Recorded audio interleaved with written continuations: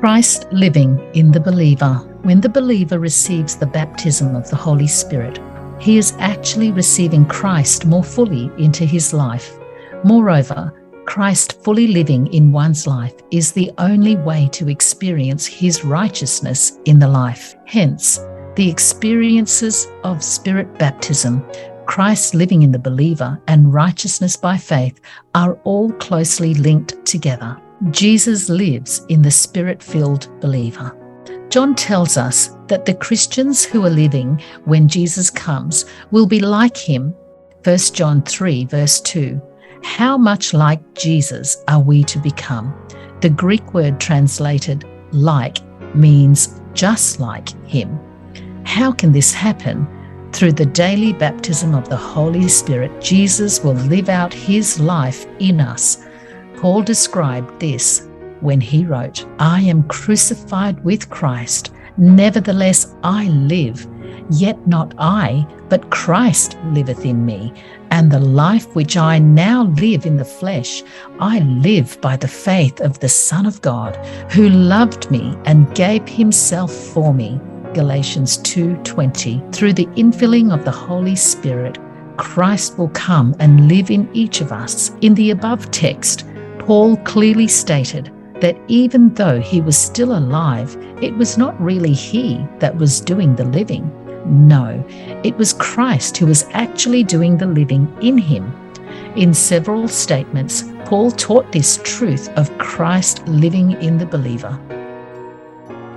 Examine yourselves whether you be in the faith. Prove your own selves. Know ye not your own selves how that Jesus Christ is in you, except you be reprobates? 2 Corinthians 13 verse 5.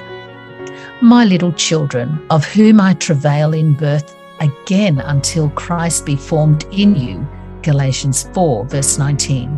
In the above verse, Paul referred to the process of Christ being fully manifested, formed in the believer, to whom God would make known what is the riches of the glory of this mystery among the Gentiles, which is Christ in you, the hope of glory. Colossians 1 verse 27.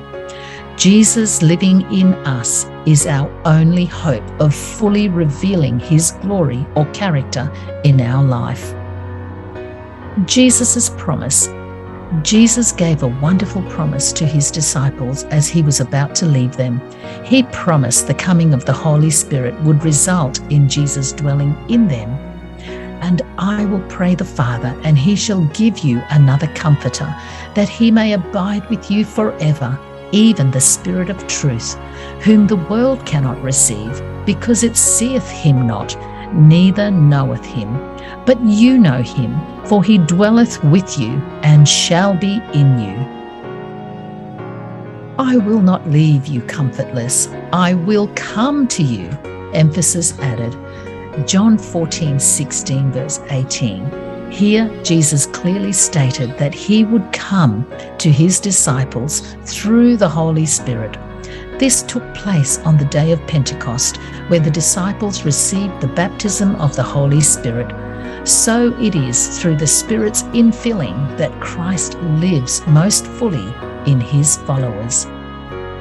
The benefits. Since Christ lives in the Spirit-filled believer, he or she will have the mind of Christ, 1 Corinthians 2 verse 16 and Philippians 2 verse 5. He or she will also have other attributes of Christ, his likes and dislikes, his love of righteousness, his hatred of sin, his desire to obey the Father, Psalm 40 verse 7 and 8, his passion for souls, Luke 19 and verse 10. Paul told us that the wisdom, righteousness, and holiness of Christ was ours as Spirit-filled Christians, 1 Corinthians 1 verse 30. Every virtue and quality of Christ. We are to become more and more like Christ every day as we are changed into his image from glory to glory, even as by the Spirit of the Lord, 2 Corinthians 3 verse 18.